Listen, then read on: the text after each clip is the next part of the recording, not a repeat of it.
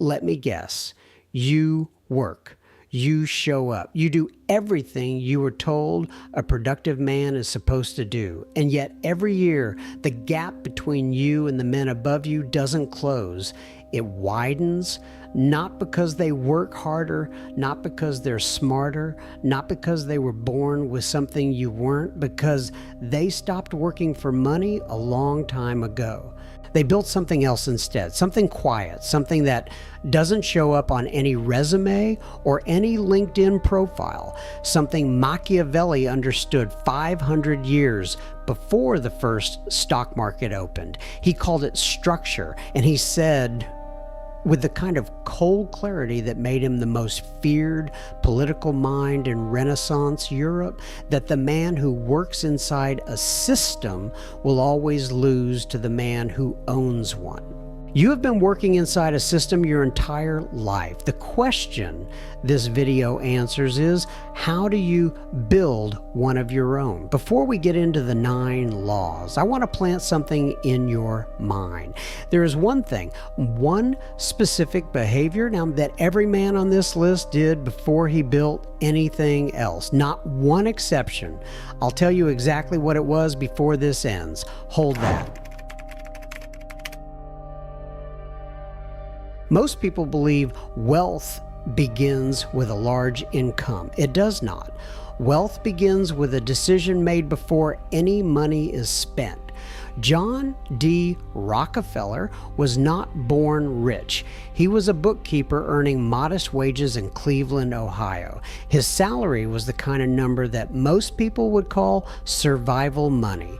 And on the day he received his first paycheck, before he paid rent, before he bought food, before he settled a single bill, he set aside a fixed percentage for himself, not for savings in the passive sense, for deployment, for the first machine. Most people pay everyone else first, the landlord, the grocer, the government, themselves last, if anything remains. Rockefeller reversed that sequence permanently, and he did it not because he had excess. He did it because he understood something that took most men a lifetime to learn. The man who pays himself last will always have less than the man who pays himself first. Machiavelli understood this dynamic in a different context. He wrote about princes who depleted their own resources through generosity before they had built anything stable enough to be generous from.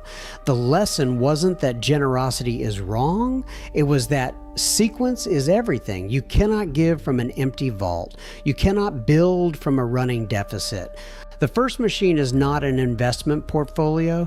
It is not a business plan. It is a habit of redirection. Money moved from the stream before it disappears into the current of ordinary life. If you receive $100 and spend 99 before you retain 1, you have built nothing.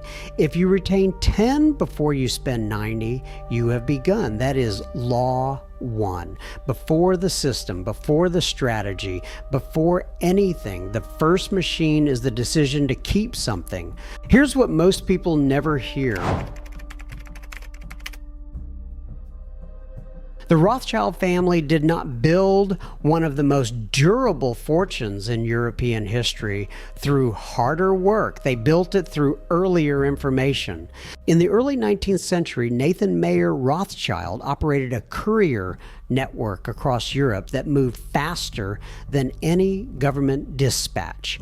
When Napoleon met his end at Waterloo in 1815, Rothschild received word of the British victory a full day before the British government did. While the London markets, expecting a French win, were collapsing, Rothschild bought, quietly, systematically, without announcement. By the time the official news arrived and the markets reversed, the position was already built. This is not insider trading in the modern legal sense. This is the demonstration of a principle Machiavelli would have recognized instantly. The man with better information does not need better luck. Most people build their financial lives on publicly available information, thus the same news, the same articles, the same market signals that every other participant receives at the same moment. This is a system designed to produce average outcomes because you are one of 10,000 people acting on identical data. The information edge is not about illegal advantage, it is about depth, about reading things other people skip, about being in rooms other people don't know exist, about developing expertise in a narrow area so specifically that your understanding of it is genuinely different from the crowd's. Compound interest is the most famous financial concept in history, but compound knowledge, the accumulation of deep, specific understanding over years, produces returns that compound capital cannot match alone. The invisible wealth system is not built only on money. It is built on knowing things first, knowing things more deeply, and acting on that knowledge before the crowd catches up. Pay attention to what comes next. The Medici family ruled Florence for 3 generations, not because any individual Medici was a genius, but because every individual Medici was taught to think in a time frame no rival family used. They did not ask, what can I gain this quarter? They asked, what position do I want this family to occupy in 30 years? And what must I do today to make that position inevitable? This is a different cognitive frame entirely, and it produces different decisions. A man who thinks in quarters sells when the price is down. A man who thinks in decades buys when the price is down. A man who thinks in quarters fires the employee who makes him uncomfortable. A man who thinks in generations trains that employee to run the company after him. Machiavelli was blunt about this failure. He observed that men are destroyed more often by their own short-sightedness than by their enemies, that the most dangerous opponent is not the one in front of you. It is the decision you made 3 years ago that you didn't think through. The invisible wealth system requires you to adopt a frame that most people around you will find uncomfortable. They will call it patience. They will call it passivity. They will wonder why you aren't reacting to what's happening right now. You are not reacting because you are not playing the same game they are playing. The generation frame is not about ignoring the present. It is about making present decisions that compound across time. Decisions your current self will never fully benefit from, but your future self will inherit. The Medici built banks, libraries, artistic institutions, and political alliances, not for themselves, but for the version of the family that would exist long after they were gone. You do not need to think in centuries, but you must learn to think past the next month. If you subscribe and stay until the end, you'll understand why this next law is the one that almost no one actually implements, even when they know it.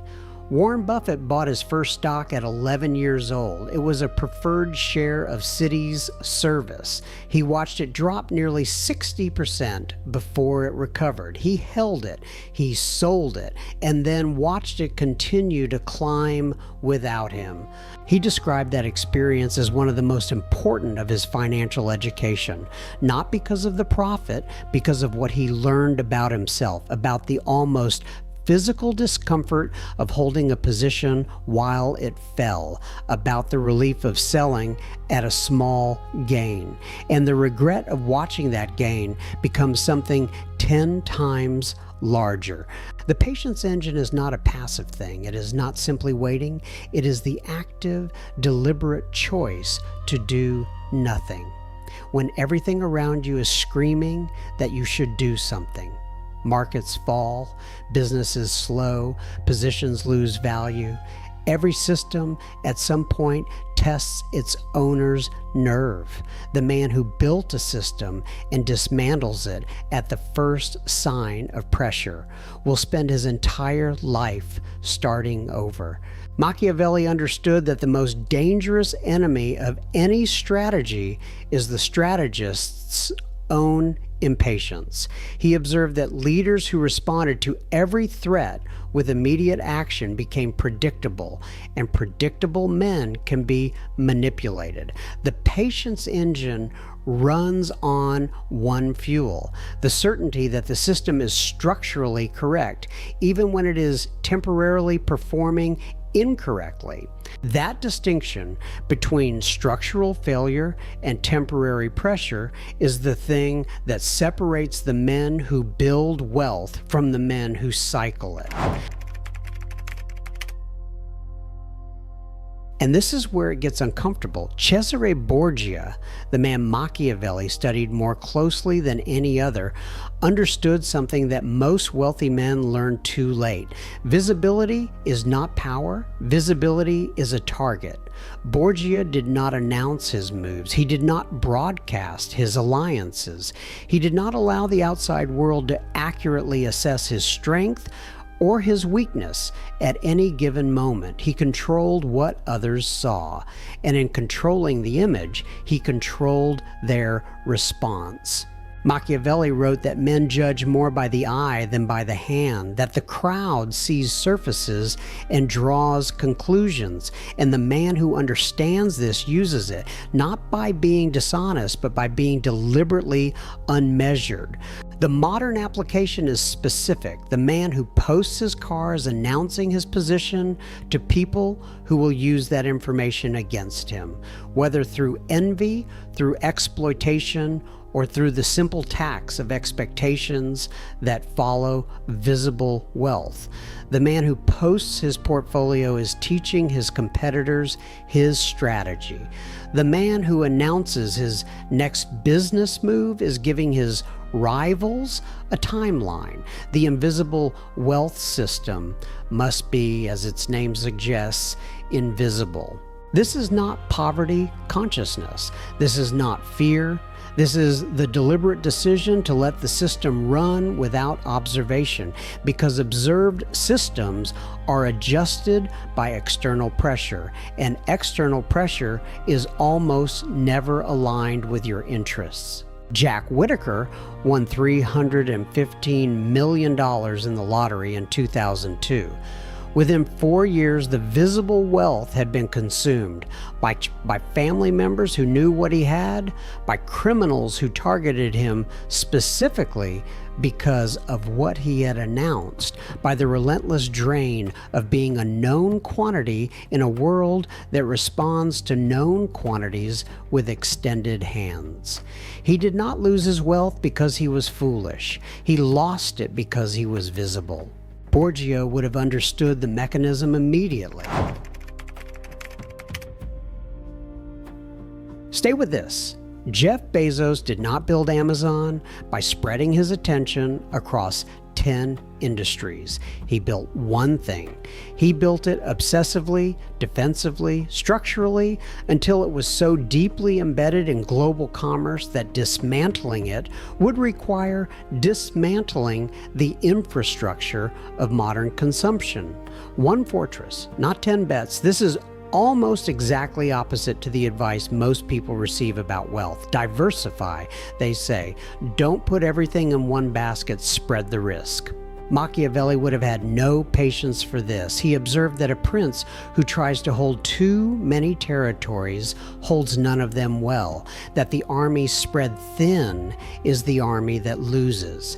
That concentration of attention, of resources, of will is the condition that produces dominance. Diversification is a strategy for protecting what you have. Concentration is a strategy for building what you want. The invisible wealth system is not 10 small machines running in parallel.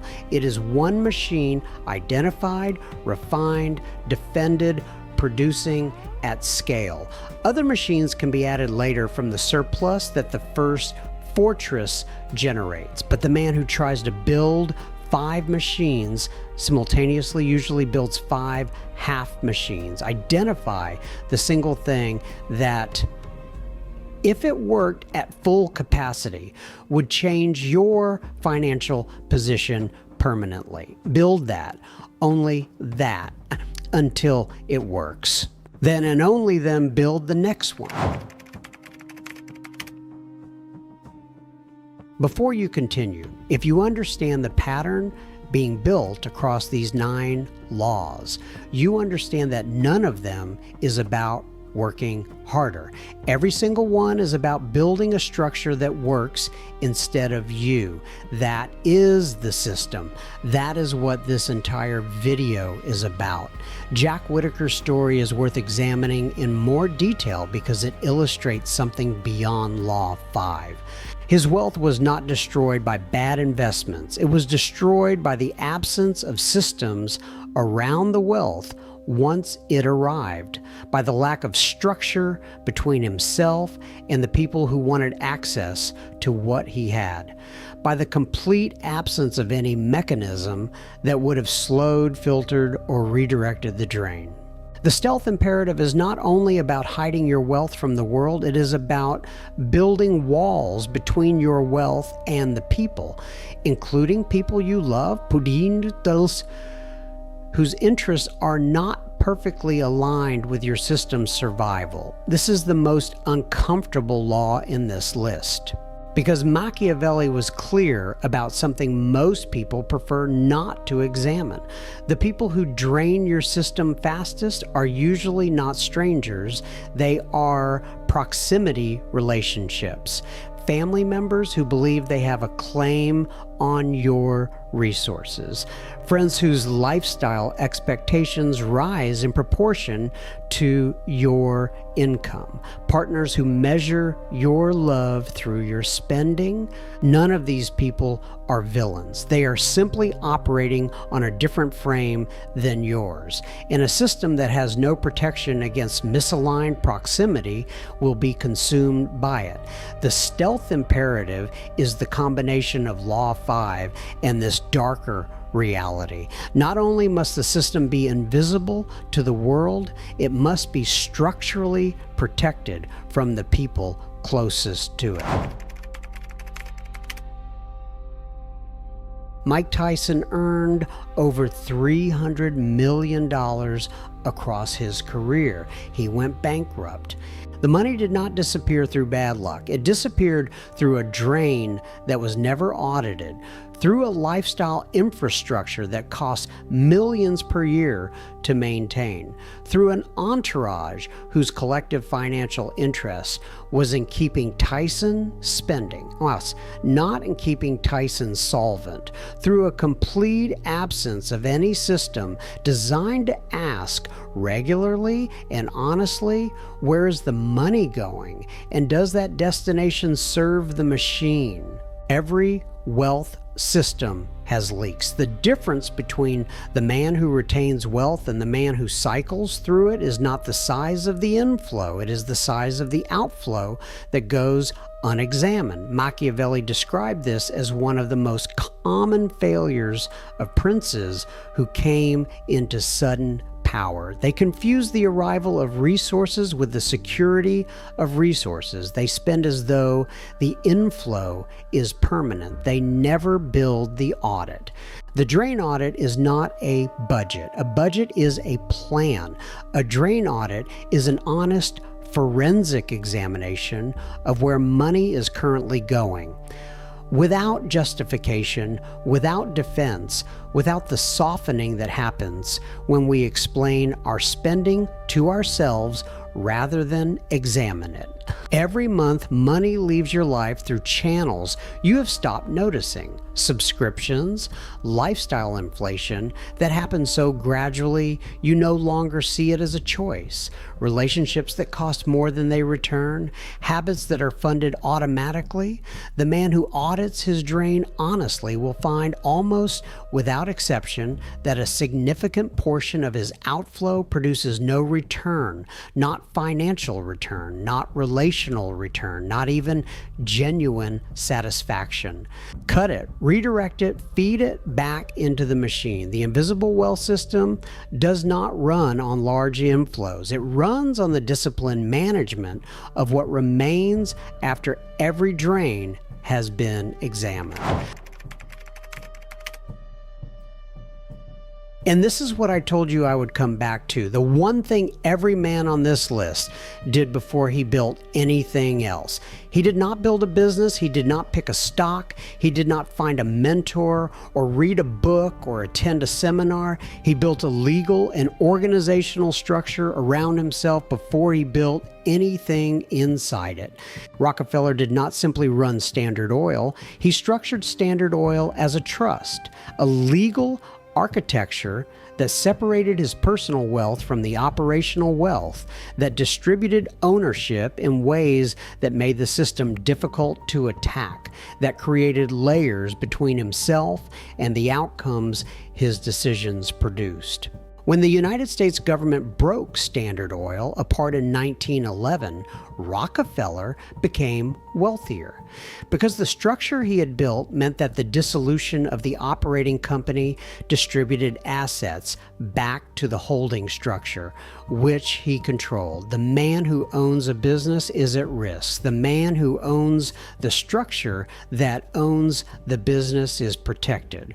This is not a concept reserved for billionaires. The principle scales down to any level of wealth. A sole proprietor has no separation between himself and his business. His personal assets are exposed to every liability his business generates. A man who creates a proper legal structure, even a simple one, has built a wall between his person and his risk. The structure above the system is the final law because it is the one that makes all the others permanent. You can build the first machine. You can develop the information edge. You can adopt the generation frame. You can practice patience, obscurity, concentration, stealth, and discipline over the drain. But without the structure, all of that work sits on exposed ground. Machiavelli's most enduring observation about power was this: it is not enough to acquire a position. You must build the conditions that make the position stable after you acquire it. The structure above the system is those conditions. Build it first, then build everything else inside it. Here is what you now know that most people around you do not. Wealth is not earned, it is engineered. It is built in layers, protected by obscurity, fed by patience, concentrated into single fortresses, audited for drain, and housed inside structures that survive the man who built them. The men at the top of the financial structure are not working harder than you. They stopped working for money a long time ago. They built machines instead, and the machines work without them. You have a choice now. You can continue working inside someone else's system, showing up, trading time, watching the gap widen, or you can begin today to build the first machine. The first law told you how that starts. Before the strategy, before the portfolio, before anything else, you pay yourself first. If you found something in this video that exposed a pattern in your own thinking, something you recognized but hadn't named, leave it in the comments. I read them, and what I see in those comments shapes what comes next. You are either building a system or working inside someone else's. Decide which one you are.